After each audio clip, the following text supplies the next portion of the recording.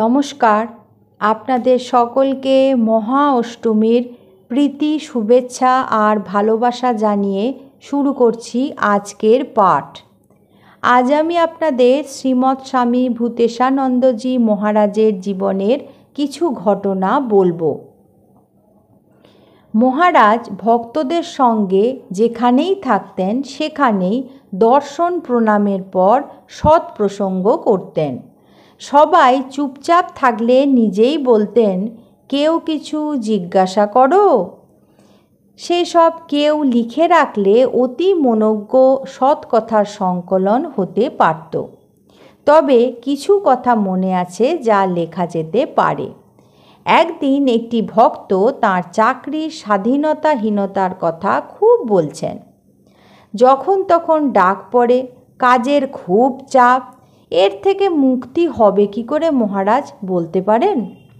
মহারাজ শুনে বললেন, তোমরা সবাই চাও যাতে কাজ করতে না হয়, তারই কথা বলো। কই, কখনো তো বলো না যে আরও বেশি করে কেন করি না, খালি ফাঁকি চাও।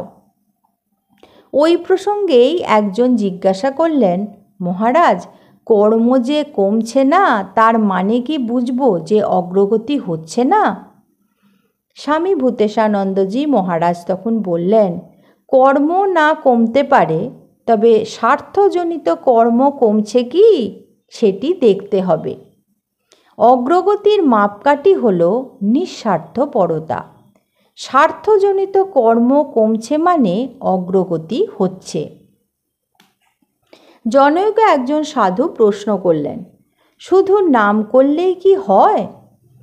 মহারাজ তখন বললেন, সেই আশাতেই তো মানুষ সাধন করে, তবে অনুরাগের সঙ্গে নাম করতে হয়।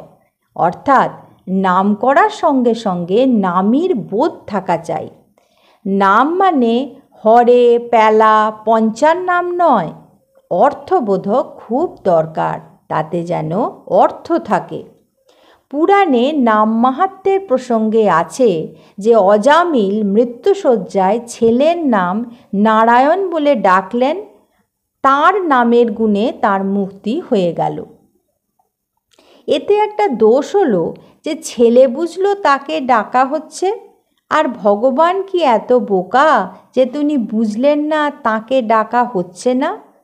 তিনি ভাবগ্রাহী, তাই নাম করার সঙ্গে সঙ্গে নামীর বোধ খুব দরকার, তা না হলে হয় না।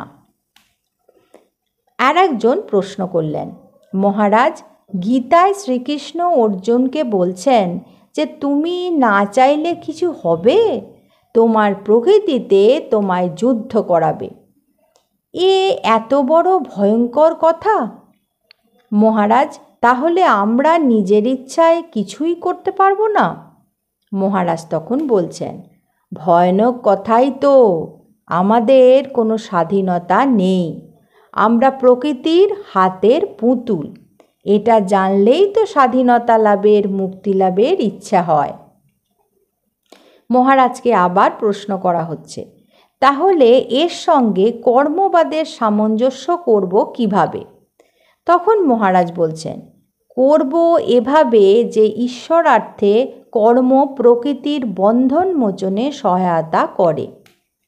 মহারাজ তার গর্ভধারিণী মায়ের কথা বলতে বলতে উচ্ছ্বসিত হয়ে উঠতেন। মায়ের সঙ্গে কেবল দুষ্টুমি করতেন। কিরমভাবে মায়ের সঙ্গে দুষ্টুমি করতেন সেসব কথা, মায়ের স্নেহ আদরের কথা খুব বলতেন। একদিন বলছেন, কলকাতার যে আশ্রমে থাকতুম সেখানকার জন্য মুষ্টি ভিক্ষায় বেরিয়েছি। হঠাৎ একজন খবর দিল যে মা মৃত্যুশয্যায়। সঙ্গে সঙ্গে ছুটলুম। মা সত্যই শেষ শয্যায়। আমার হাত চেপে ধরলেন। আমি সমস্ত আবেগ চেপে বললুম, মা, ঠাকুরকে মনে আছে তো? মা বললেন, ইষ্টমন্ত্র মনে আছে বাবা। তখন নিশ্চিন্ত হলুম। মা সেদিনই চলে গেলেন। আফসোস ছিল যে মায়ের সেবা করতে পারিনি। মাকে খুব ভালোবাসতুম। শোক ভীষণ হয়েছিল, তবে প্রবলভাবে দমনও করেছিলুম। সংসারে একেবারে নিস্পৃহ হয়ে গেলুম, সামান্যতম আকর্ষণও রইল না। তবে মায়ের যে সেবা করতে পারিনি তা পুষিয়ে গিয়েছিল বাবার শেষ অসুখের সেবাতে।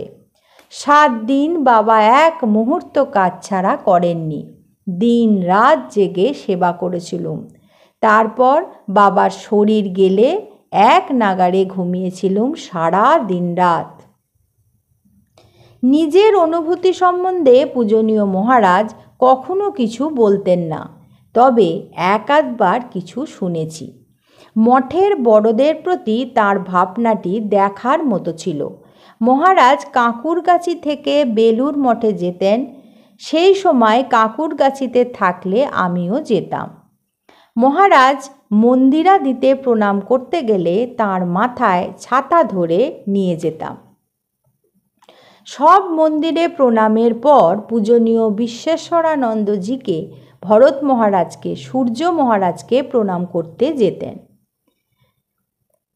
প্রেসিডেন্ট মহারাজের কাছে বসে থাকতেন অনুগত ছোট ভাইয়ের মতো।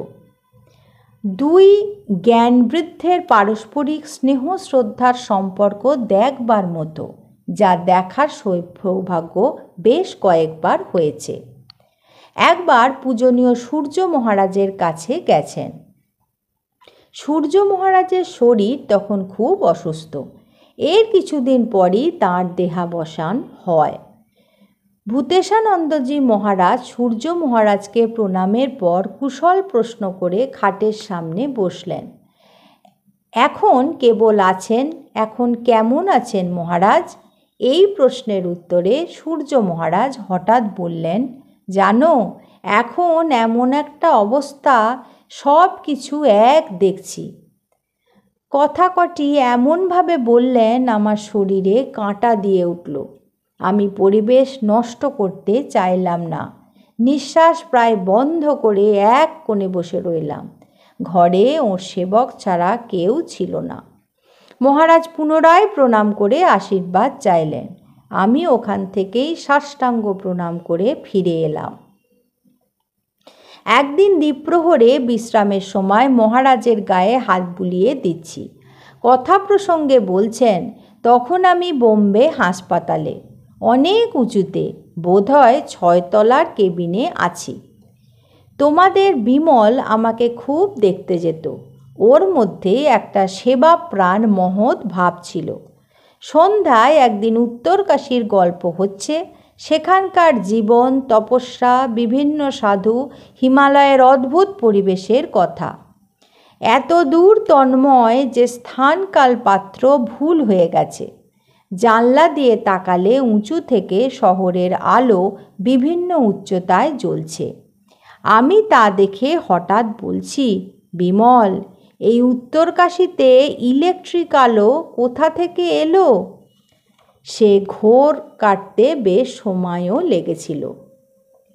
একদিন উত্তরকাশীর কথায় আর একটি ভক্ত হঠাৎ জিজ্ঞাসা করলেন, মহারাজ, আপনি কি সিদ্ধি লাভ করে তবে নেমে এসেছিলেন? প্রশ্নের আকস্মিকতায় একটু চুপ করে থেকে ভূতেশানন্দজি মহারাজ বলেছিলেন, সিদ্ধির কি শেষ আছে? তবে উত্তরকাশীর শারীরিক কষ্টের প্রসঙ্গে বলতেন যে এত কষ্টের মধ্যেও নাবতে মন চাইত না। এক অদ্ভুত নিরবিচ্ছিন্ন আনন্দে মন সর্বদা ভরে থাকত। একদিন বলছেন, জানো, মন থেকে সংসারের ভাব একেবারে চলে যাবার মুহূর্তেই এই জগৎ ভাষা ভাষা, কেমন যেন অস্তিত্বহীন বোধ হয়। ওইটুকু বলেই স্বামী ভূতেশানন্দজি মহারাজ চুপ করে গিয়েছিলেন। আজ এই পর্যন্তই। পরবর্তী পর্বে আমি আপনাদের এরকমই কিছু গল্প বলবো।